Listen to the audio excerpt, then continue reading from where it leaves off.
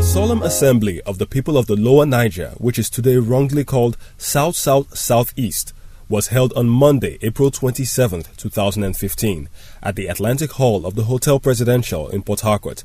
It had the theme, Towards a Referendum for Self-Determination for the Peoples of the Lower Niger. The Solemn Assembly, which was chaired by veteran war hero Ikemba Colonel Joe Achuzia, was put together for a soul-searching by the peoples of the Lower Niger, which is made up of the ethnic nations of the Old Eastern and Mid-Western regions, aimed at exploring lawful avenues for the exercise of the fundamental rights to self-determination, self-rule, as provided for by the United Nations Declaration on the Rights of Indigenous People, 2007. The program was convened by the Lower Niger Congress and had in attendance ethnic delegations and speakers, including Fred Agbeyegbe, Esquire, President of the Lower Niger Congress, Tony Nnadi, Secretary General, Lower Niger Congress, TK Ogoriba, among many others. The Assembly had in attendance a large number of foreign and local media, print and electronic. Hilda Dokubu, a highly respected voice in the Lower Niger and beyond, along with Tonya Douglas, a respected broadcaster, anchored the Solemn Assembly with some remarks. Anyway, I'll help answer the question. We are here because we are tired. Yes. And we are tired of being tired. To the microphones, and we speak to people, eyeball to eyeball. That's why we are here. We're using the globally acceptable strategy and format to demand that which our fathers have been demanding for. So blow, let alone burst. Nobody will blow any blow.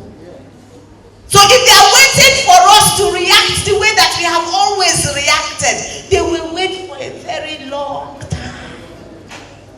Because we have changed the driver and we have changed the vehicle.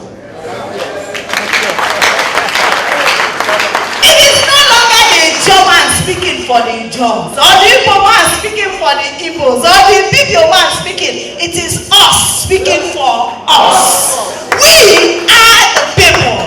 We the people. That's why we are here.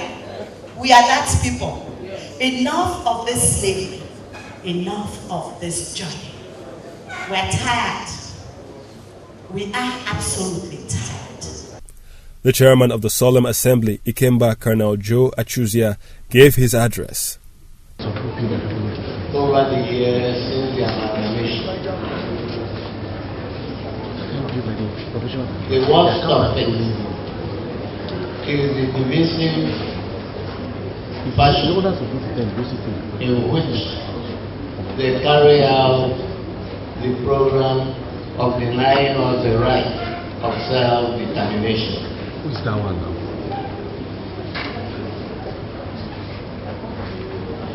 The secretary has said it all, and you are seeing all in the screen before you. All I will say is that, being the chairman here, I will enjoin everybody to adhere strictly to what we have discussed here. The high point of the event was the address by the President of the Lower Niger Congress, Fred Agbeyegbe, Esquire. We're all mostly, except for Jonathan and Shagari, self-appointed heads of state who committed treason and coups and took over this country and are the people responsible for all the problems we have in this country today. And what happened? When Nigeria had a problem, they were the ones that were called to come and solve the problems they themselves had created. And who are these people? There was General Abdul Salam, the one who lied on the pages of your constitution that you came together to decide that we have agreed to be ruled by the constitution. And in a voice vote that you took earlier here today, you have said you did not have such a meeting, so how could you have had such a decision? Yes. Who was the next one? Your president-elect. Guy is a coupist. And coupists commit treason, but not in Nigeria. Here in Nigeria, they come back to come and rule you. Yes, well, you've elected him as your president, so good luck to you. Now, who is the next one? Ibrahim Babangida. You all know the story. I don't need to repeat it. He was the one who deprived you of the party that the person that you chose as president overwhelmingly. He cancelled it. And nothing happened. They killed him in the end. And what did he do? He appointed Shonekon, who did not contest an election, to become your president and head of state. I was one of those who went to court, in which a court of law of Nigeria decided that Shonekon's government was illegal. Since that time, at each and every council of state, Shonekon is invited, and he goes. In what capacity? As a head of state that a court of law that was not appealed said was illegal. So what is Nigeria? A place where there is one law for the high and another law for the low.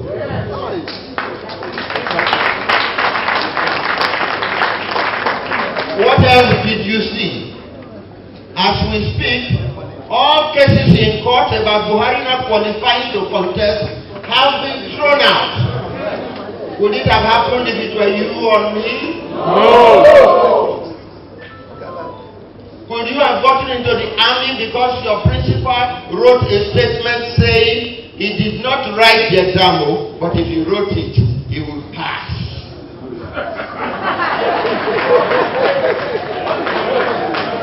So for what reason do I want to become a son?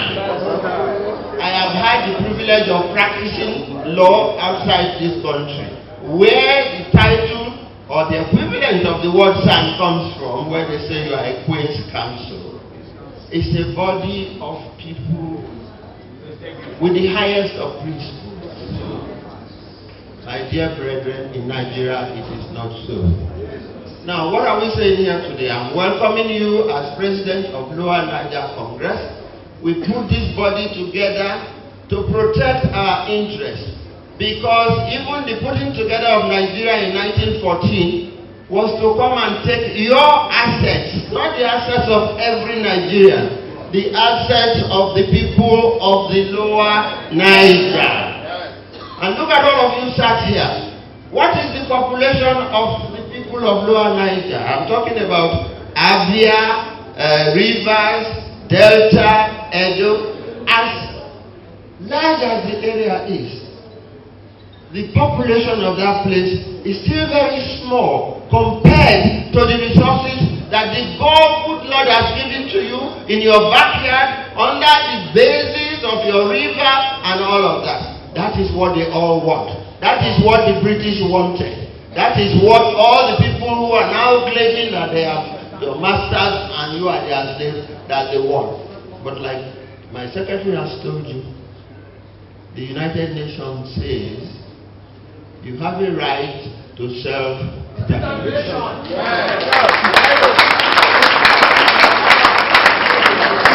You cannot be forced to continue with this enslavement. The last try that we had was to get this country to sit down and talk about how we are going to relate to each other. What did they say in the end? It is a no-go area. So, if you want to continue as a slave, I don't.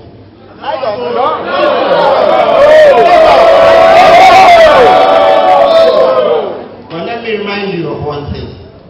It's all very well to sit here and shout as loud as you like and say yea or nay. But the test is yet to come. On the 29th of May, a successor to Ahmadu Bello and Uthman Danfodio is going to be your president. He had at his command all the forces of oppression. He is the commander-in-chief of the armed forces of Nigeria. The question I want to ask you is, are you going to turn your yes into no when that time comes?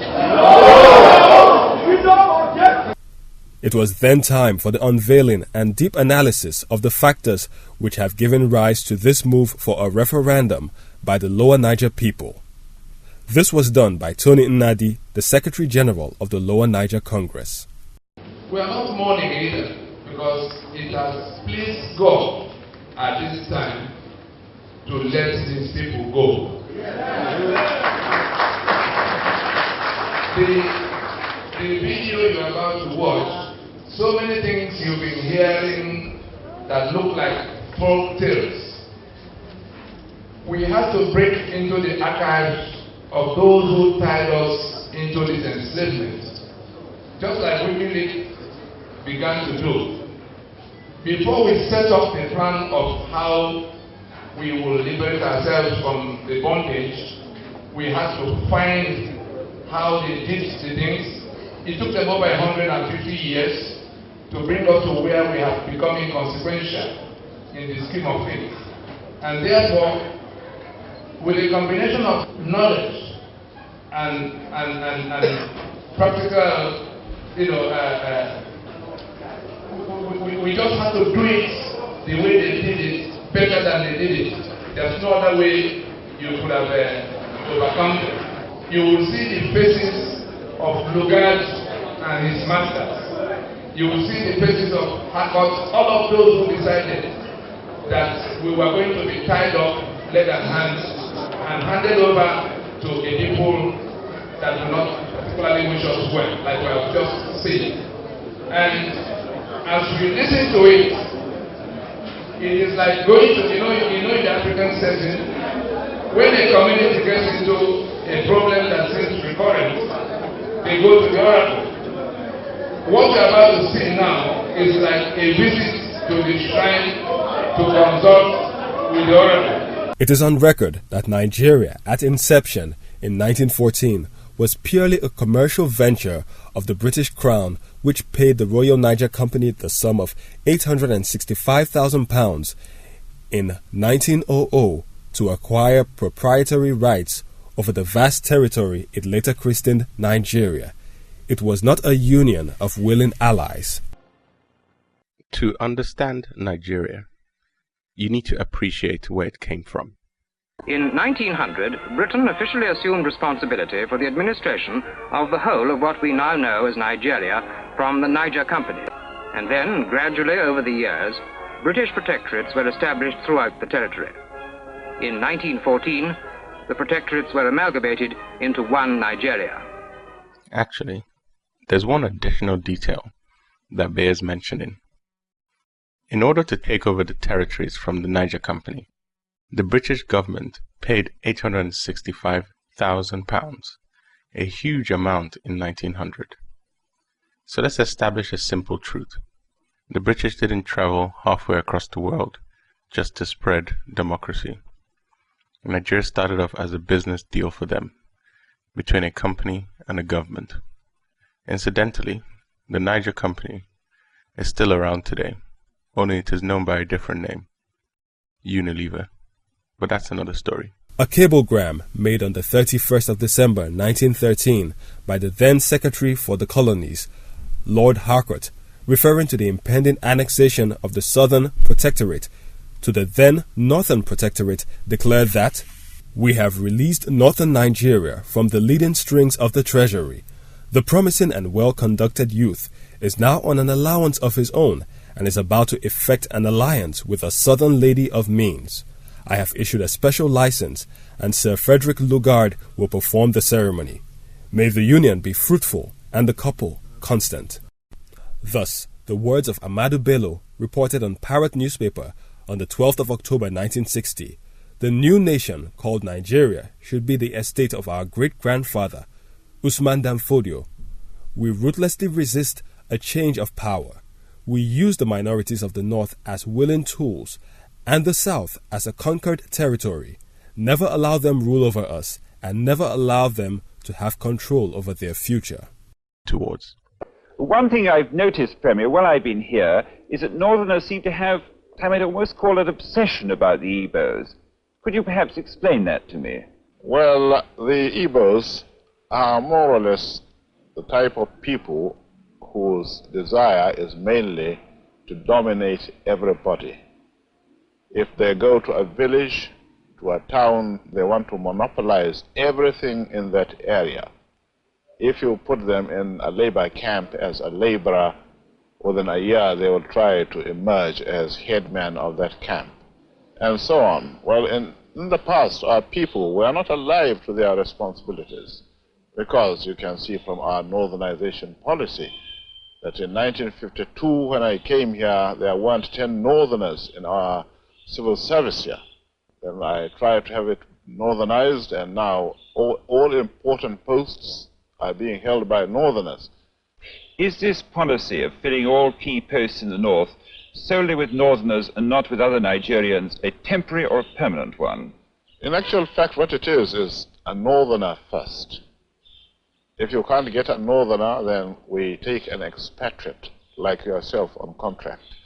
If we can't, then we can employ another Nigerian, but on contract too.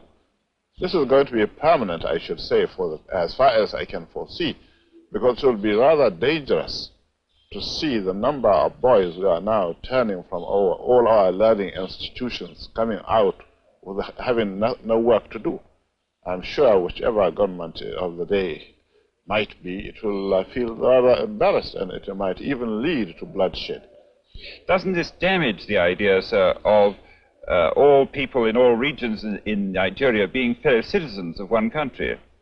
Well, it might, but you are, new to our region, but how many northerners are employed in the east or in the west? The answer is no. And if there may be 10 laborers employed only in the two regions. The Assembly adopted an 1885 map of the Lower Niger Territory as the geographical basis of their proposed federation, and went ahead, upon presentations made by the Lower Niger Congress, unanimously mandated a 5-point action plan leading the referendum. We propose that this Assembly adopts this map as the map of the territory we're talking about. Not Imo, not Abia, not Bayelsa, not Rivers, Lower Niger. If we adopt this map, of course we are going to put it to voice vote. If we adopt this map as the basis of our union, because Nigeria's union was not discussed, was not to be discussed. You saw on the floor of National Conference, the first decision they took with the renegade wing of the Southwest and conservative Northern partners leading. They formed a majority and they said that we can no longer discuss the terms of our union. Was that not the first decision the National Conference took? The convener of the conference, President Goodluck Jonathan, was very clear in why he was calling the conference, because we made it clear to him that that constitution that enslaves us cannot be the basis of running the Nigerian Union any further. We made it clear to him that if they carried on in the business, even if he were to win, we will not accept the 1999 constitution as the basis of further business.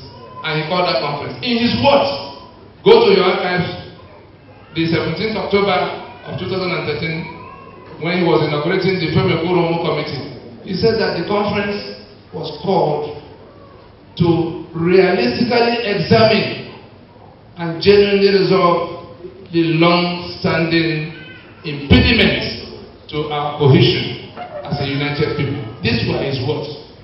That conference decided that he had gone beyond his brief and therefore nullified and then formed 20 committees to share money. Meaning that our compatriots, in quote, because I do not feel like compatriots with them, had decided that our enslavement must be permanent. That will be the first proposal to adopt. Rapporteurs, take note, resolution number 1 carried. This assembly is being invited to mandate the production of a charter so that the matter will go beyond oral discussion. That a charter that will bind the Jaw, the Urobo, the Shekiri, the Anang, the Efik, all of these language groups, everybody standing on his land, including Little Isoko, Little Shekiri, Little Ogoni. That claim we make against Nigeria today will not be denied Ogoni, will not be denied Isoko, will not be denied Shekiri on account of their size. They will be equal partners in the prospective federation of the Lower Niger. Will this assembly then mandate the production of a charter that will spell out all of this so that everybody will be on the table at the time it was being put together, at the time it is being put together? Did I hear yes or no? Proposal number 2 adopted. Number 3, these are all on your programs. Mandate for referendum. Lower Niger Congress proposes that this Solemn Assembly mandates the conduct of a referendum among the peoples of the Lower Niger, the same way Scotland decided recently to be or not to be in the kingdom they call the United Kingdom. We are proposing that we go by whatever mechanism to ask our people in a yes or no formation whether we want to continue in this union of attrition called Nigeria. No. Therefore, the Assembly is saying that we will have to conduct a referendum to decide. Did I hear a yes? Number 3 carried. The D is one in which we look back at what Oba of Lagos said about the property of our people, because that's the one big blackmail Nigeria has had. Oh, the Igbo and their neighbors, the Lower Niger and their assets that are outside the eastern Nigeria. Because in 1970, by decree, they took these assets and they never returned it to date. We are now hearing similar threats as preceded the other one, where first-class traditional rulers in these 2 blocks, speaking on behalf of their people, because Lamida Demawa is in the same status as the Emir in Kano of the Sultan in Sokoto, the one that says his kingdom transcends Nigeria. He says that those who want resource control can go and drink their oil, but at the north will take their land and all of what whoever else may have built on it, starting with Abuja. And therefore, Lower Niger Congress proposes, and it's not a new proposal. We have made that proposal since 2012. Ebubedike, you are here. Uncle Fred, You are here. Did we not fly to Abuja to talk to our people in 2012 that this day will come when our neighbors and compatriots will gang up again to try to take our assets and kill our people in order to retain it permanently? What is the proposal? The proposal is that an asset protection and guarantee scheme be put in place in which an inventory is taken immediately of all the assets of the people of Lower Niger that are situated outside the territory. So that if anybody decides to take those assets, the owners will not have to sacrifice their life trying to protect them.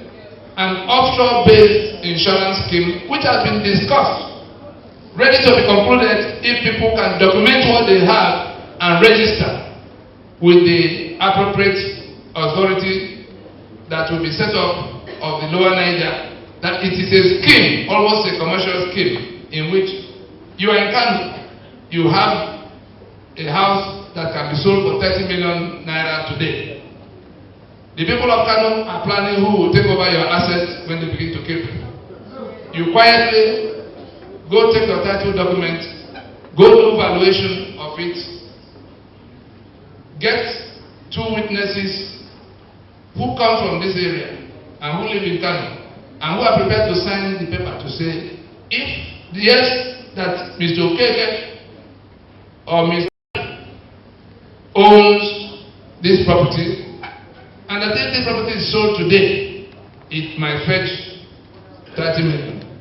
When you've done that, the cost of insurance, we've had to travel far and wide, including the United States, to get the best bargains. The cost of insurance will be about 5 to 6%. Those who are the owners will have to contribute only 1% of the value of what they declare. And even before that contribution, let the documentation be done. The authority in the new territory will give you back whatever anybody decides to take away from you. And therefore, we will not go back to what we suffered in 1970, no matter what the rest of Nigeria does. Therefore, we propose that that asset protection and guarantee scheme be put in place. Does the House approve of it? Number 4 carried.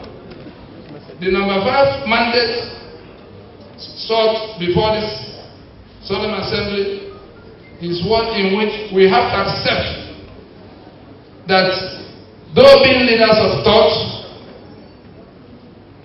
we are not all encompassing in our wisdom, and therefore our people in the towns and villages of the Lower Niger should be consulted.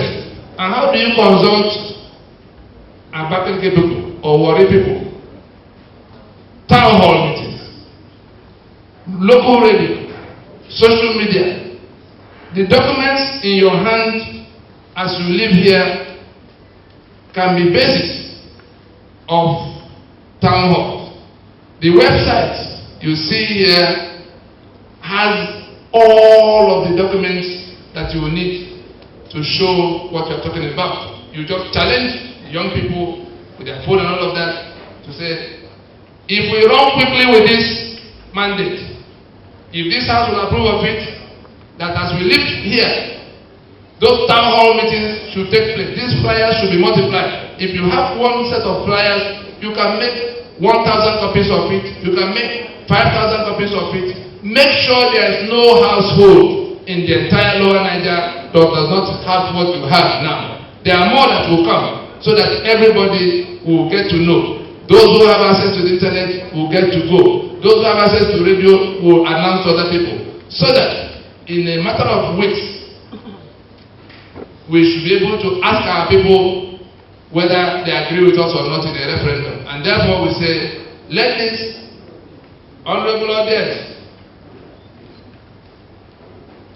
accept the mandate, accept to set up, accept to mandate the setup of an, to set up consultations by way of town halls, both at home and abroad. The international community, there are many foreign media houses here present. What we are saying here is being viewed live in Washington and London. Nigeria came to a small halt yesterday when that happened. How many of you saw the advertorial in Guardian yesterday? Please, copies are available here. Immediately that Vanguard came, that Guardian came, people who went to church and who had fixed meetings for 3-4 p.m. could not resume their planning because they realized that the end had come.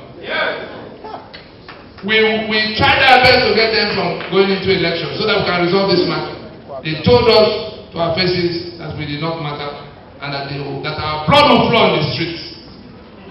Did the candidates in that election, the one they say have won, did they not tell us that the blood of the baboon will mix with that of the dog on the street if he was not coronated? Whose blood was he talking about? As a lieutenant, you saw where they were shouting about genocide and all kinds of what is it they say they want to go to do in ICC? They threatened federal government, all kinds of things. And they said they will take Jonathan and the wife before the ICC because of election violence.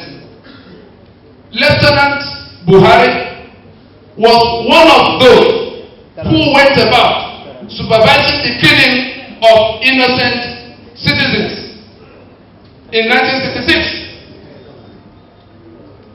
in a xenophobic operation against the people of the Lower Niger. That was just 1966. Did anybody see on CNN the genocide of Armenia? Still running. Still topical. Did anybody see recently the latest Nazi war criminal, people who did exactly the same thing in 1937, 38, 39, who has it been haunted? What is it about Nigeria? What is it about our blood that 1967 or 1966 or 1970 have become so remote that Washington and London that proclaim democracy and human rights do not want to recognize that if you allow impunity to stand, it will grow. Muhammad Buhari has not been brought to justice himself and his confederates in that mass killing of a people for where they come from. Therefore, we say we will be the town hall meetings should include consultations in the international arena to explain to everybody how we came to this decision. Is that decision carried to go to the town halls at home and abroad? Decision number 5 carried. Mandate number 5, to set up an all-purpose committee from this gathering that will continue consultations with people who did not get here amongst our people. Is that decision carried? Finally, this August Assembly, solemn as it were, Lower Niger Congress proposes that this assembly sends a message from this city to all of our people, those from any of these states, as Nigeria called them, from this territory, who may have been elected to go to Abuja as representative, who may be appointed as minister, who may be called upon to come to serve in any capacity in Abuja. This August body is being requested by Lower Niger Congress to mandate a return home for consultation before the business of governance in Abuja will continue. Those who are so affected, we are not telling them any particular thing other than to come home and consult before they proceed. Those of them who will refuse to come, of course, should know upfront that they're in Abuja entirely on their own accord. That decision carried. Tony Nnadi addressed the press on the overall aim of the Solemn Assembly. The map of Lower Niger, as can be found on their website, lowernigercongress.org, of 1885, showing how the peoples of the Lower Niger, the ethnic nationalities of the 11 states, to which Nigeria has fractured them, that map to be adopted as the geography of the territory we are discussing. The Ijaw, the Shekiri, the Urobo, the Igbo, all of the ethnics in those 11 states, have adopted that map of 1885 as the formations in which they will relate henceforth. The second decision is that they have mandated a referendum. The Solemn Assembly has mandated a referendum of the people, in which people, just like the Scottish referendum that happened recently, will be deciding whether they want to continue in this union of attrition that Nigeria has proved to be. There's also the mandate for wider consultations with the people ahead of that referendum by way of town halls and consultation with international stakeholders. The Assembly also decided that an asset protection and guarantee scheme be put in place immediately to take an inventory of the assets of the peoples of Lower Niger situated outside the Lower Niger, so as to avoid the experiences of 1970, in which they fled for their lives at the time genocide was being levied against them from other parts of the country. And in 1970, 3 years after they were dislocated from their places of abode, the government of Nigeria, by decree, seized their assets, called it abandoned properties, and never returned to them. And today we are seeing a repetition of the threat by the same people who seized those assets, against them. Finally, the Assembly also decided that a standing committee, an all-purpose standing committee, be put in place to discuss with those who might not have come here on a continuing basis, both local and international. I think we also decided that people from the Lower Niger who, for some, either by appointment or election, will be required to come to form government or do government business in Abuja on behalf of the peoples of Lower Niger from any part. The Assembly mandated a recall for consultation. They must come home and discuss with the rest of the people, otherwise they will be there entirely on their own. It doesn't matter that some people are rejoicing that the elections have been held and winners emerging, whether by appointment or by election. If you are of the Lower Niger and you are in Abuja to be part of the governance of that territory with the rest of Nigeria, we are requesting that you come home for consultation before you continue in that transaction. Banners and placards by the ethnic delegations were unfolded, demanding an immediate referendum to determine their political future. The closing remarks and vote of thanks on behalf of the conveners was taken by veteran Niger Delta self-determination activist and head of the Ijaw National Delegation to the Assembly, Elder T.K. Ogoriba.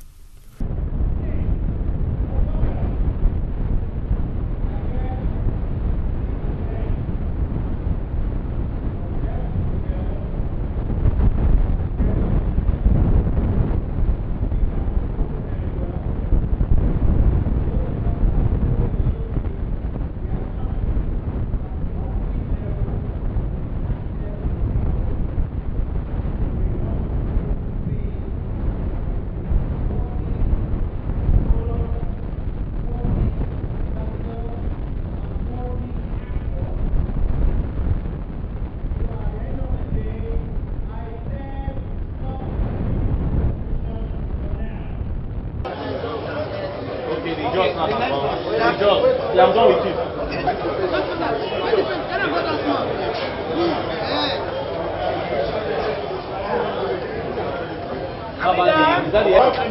More come in the inside.